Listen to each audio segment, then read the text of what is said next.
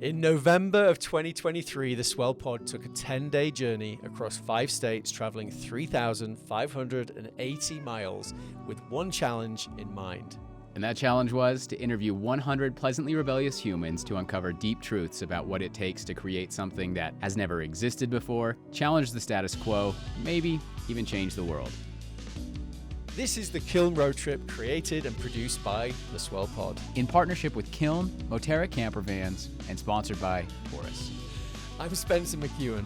And I'm Josh Taylor, and together we're the co-hosts of the Swell Pod and your guides on the Kiln Road Trip. Follow along on the journey. Be sure to subscribe to the podcast, follow the Swell Pod on social media, and subscribe to your YouTube channel at, you guessed it, the Swell Pod. This is interview 85 of the Kiln Road Trip, and today we're at Kiln Leucadia in California talking with Preet Anand. Preet is the co-host and co-founder of the World Naan Festival, the global stage to celebrate and eat naan. Thank you for tuning in to today's episode. We hope you enjoy. Preet, welcome to the Swell Pod, the part of the Kiln Road Trip. This is like our finishing leg, most important place, I think, just on the beach, on the front, like our name, Swell. We're hoping to catch a swell later on. All right. I've heard you've had a swell morning. It's been an interesting morning. But yeah, managed to sleep in the camper van next to about 100 trucks that started at 5 a.m. this morning. But no, this is great. And do you know what? I don't know how we're going to get onto this subject probably very quickly, but one of my favorite foods is naan. And Indian food in England is the best. Oh yeah, I mean, you all invented chicken tikka masala. Exactly. Oh man, in chicken balti, Indian style, means nothing here when I ask for that, by the way. But when I ask it in England, oh, what a good meal. Can we do an introduction though real quick? Well, Can you introduce yourself? Our audience probably knows that we're talking about something related to food, but I'm sure there are other things. So could you introduce yourself, what you do and why you do what you do? So I am one of the co-hosts of the World Naan Festival. This was our first year doing it, and it started from just a crazy idea when I learned about certain championships for coffee, and I was like, does that exist for naan? And it turns out it doesn't.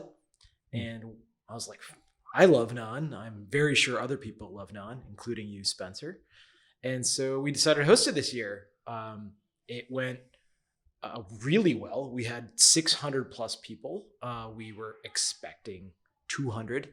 And so we plan to do many more next year. That's great. So where did the idea come from? And a totally random question after that. I'll let you answer that first one. Sure.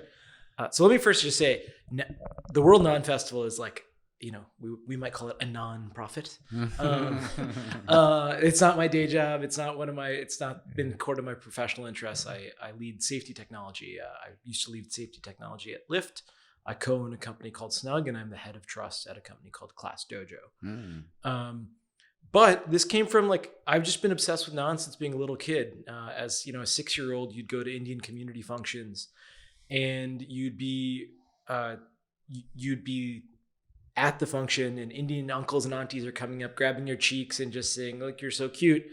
As an introvert, you'd kind of get over that. Yeah. And so I'd go outside, wander around, and then ultimately see where food was being cooked. And naan was just this magical thing that it'd be these slabs of dough that were just stretchy, and then they'd go into this barrel, and in 60 seconds come out fresh, hot, fluffy, and smelling so freaking good. And since then, I've just been obsessed. There's many things of that, including flying a chef out to make sure we could have fresh naan at my wedding in Hawaii.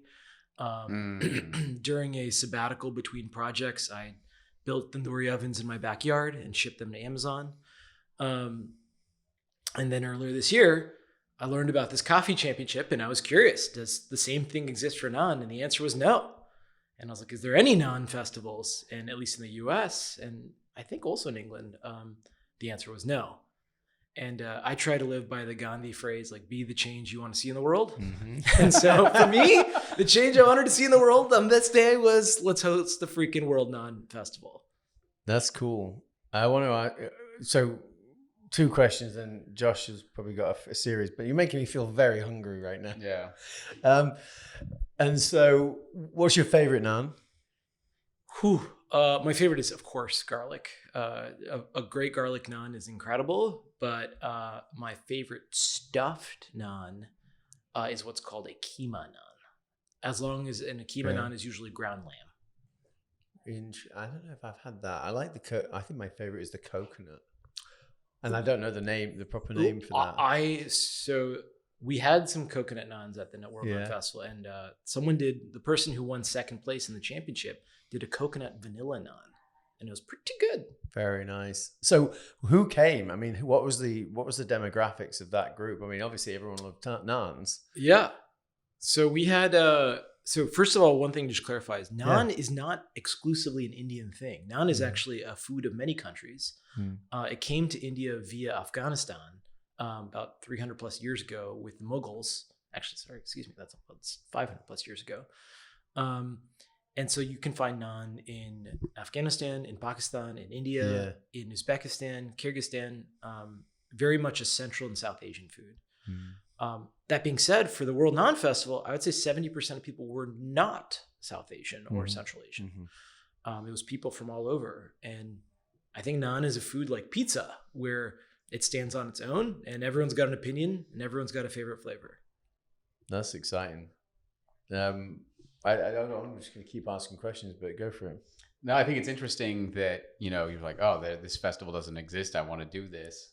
And, it's one of those ideas that I think, I don't know. I would love your thoughts on this, but it's like, yeah, this sounds like a really good idea, but the amount of work that probably went into organizing an event, that had that many people in attendance was probably more than you expected. Yeah. I don't know. Help me understand how, like, you had this idea and it was like, yeah, this is a fun idea, but how much more difficult was it than you expected, I guess? So I first had a secret weapon, and that secret weapon is my amazing sister. So Preet, who's she runs a business in San Diego called Sweet Love Designs, and she's sort of the preeminent San Diego Indian wedding planner. Oh. So I was like, okay, because I'm a software guy. We are renowned for not being great at operations.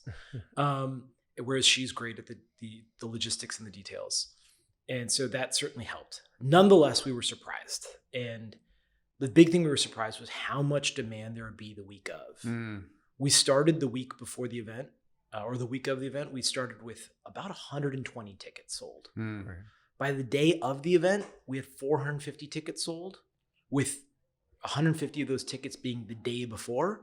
And then we had another 150 people show up at the event without tickets, wanting to buy. And the problem with that is in forecasting. Yeah. Right? Like, everyone's coming wanting to eat some great naan, and you need to have that ready. You need to have the materials there for your vendors who are making fresh. And we were also bringing naan from other restaurants nearby to be able to do tastings. And the logistics of having people coming at different times, hundreds more than we expected. We ran out of naan 3 times. And so we then would have to replenish it, which we did. We ultimately sent everyone home with extra garlic naan, the folks who stayed back. But, it didn't feel good to run out multiple times and to see people waiting in those lines, looking at your mom who's helping to serve the food and being mad that they're waiting. And I'm like, why did I put my mom through this? So yeah, there were some surprises. Oh, that sounds amazing. What was maybe one of the more unexpected, pleasant surprises that you kind of got out of that event? For me, I've been involved with multiple projects and expect to continue to be. One of the things for me as somebody who makes things that's always the most satisfying is when someone I don't know loves something we've done. That's when I believe I've created genuine value in the world.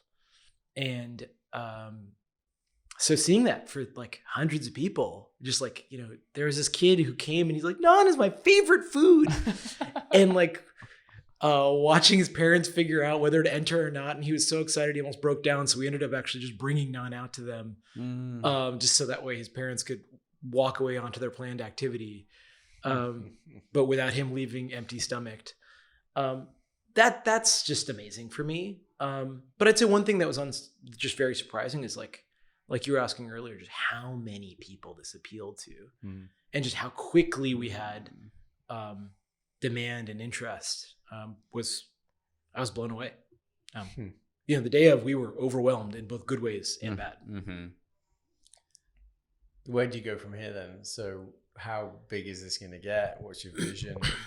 Are we going to see cartoon characters? And I mean, I don't know. I'm picturing all sorts of things. This is a great t-shirt. Oh, thank you. I'm wearing a t-shirt that says I'm non-judgmental, and it has a non with an old English wig on it. We definitely expect to do multiple more festivals next year. How big it gets, I think, is a question. This was an experiment. This was, again, like, I wanted to be the change I want to see in the world. And now it's like, okay, the world wants this thing. So at the same time, we've realized the logistics are challenging. And so we want to do it as many times as we can well. And I think that's going to be probably 3 or 4 this next year. If anyone wants to help us organize them in their home city, please reach out to us. Our website is worldnaanfestival.com. Because we definitely know we need boots on the ground. So, but our overall mission is we want to celebrate tandoori cooking, and just have more people get to experience it and the varieties of it. And I think there's a lot of ways that could manifest. Some of that could be funny shirts with non-puns. Actually, that worked in a meta way, non-puns. That was funny. You're pretty good. I can see. Wow. But other parts of it could be, just even interviewing restaurants about their approach to naan and what a great naan means to them. So we'll see. Like a naan road trip, maybe. You guys can tell us. Documentary. Yeah. I mean, this sounds great, and it sounds like you're building it. I mean, the community. Last question for me, how would you describe the community feel that was there? Because obviously they enjoyed naans and that's why they were there, but it seems like there was more, how would you describe, the feeling there of that group coming together? I think I think a lot of people were just excited to be there with their friends. I think was just a big thing. But a lot of folks, we had people jumping in to help out that I didn't expect at all. Like I had a friend who flew in from the Bay Area because he was so excited about naan. And then he realized, just with us trying to keep up with demand, he literally put on some plastic gloves himself and then helped starting to serve naan himself, because he's like, we got to get people their naan. Now I'm lucky he's a close friend. Gaurav, thank you. But there was multiple cases like that, including even somebody who at the last minute decided to compete, who just lived in San Diego, heard about this, asked, can I compete?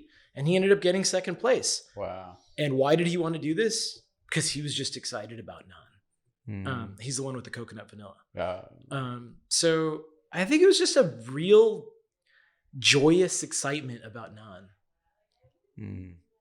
I'm looking forward to how this develops for you. It's exciting, and we'll have to connect you with a few people. We've had a guest.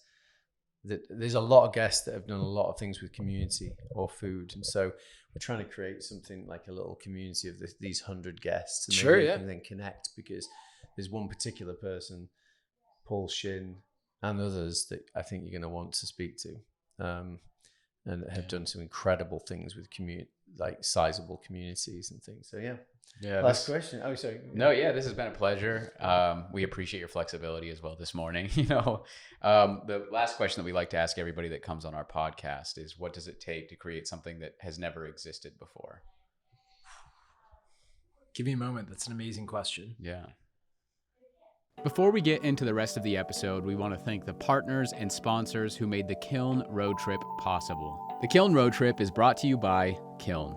Kiln is a boutique co-working and flex office community with 13 locations in 6 states across the West, dedicated to providing innovative workspaces that empower your team to thrive. Whether you're a solo visionary or an enterprise-level team of up to 100, Kiln transcends being merely a place to work. It's a hub for learning and connecting with like-minded professionals that will make you and your team love where you work. And if you haven't stepped foot inside a kiln yet, you really need to. On this road trip, we visited every single location, and trust us when we say, once you see these beautifully designed spaces, meet the talented team, and connect with fellow members, you won't want to work anywhere else. Locations include Utah, Colorado, Idaho, Oregon, California, and Arizona. And they're growing too, with multiple locations set to open in 2024. Yeah, so be sure to check out the Kiln locations nearest you by booking a tour at kiln.com and answer Swell in the question, how did you hear about us? Once you complete the tour, you'll be entered into a competition where you could win a 1-year membership, their club membership at Kiln.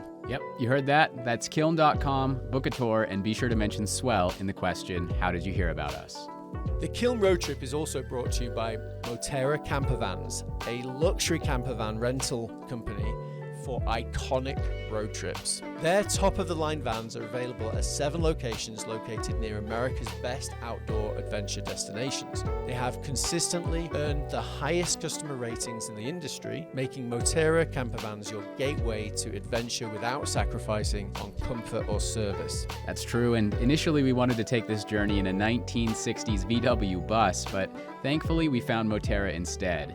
With 3 van options, we took the Pop Top Classic, which sleeps 4 and is best for those who want to maximize floor space and storage. This was critical for us because it needed to sleep the entire crew, we needed space to edit, and we were traveling with large amounts of equipment, luggage, and other goodies that we picked up along the way. And this van took us through all 3,580 miles of the trip. Super comfortable and sweet to drive. And actually, Moterra offers fully planned itineraries if you'd rather leave the planning to someone else. Visit gomoterra.com/swell. That's gomoterra.com/swell.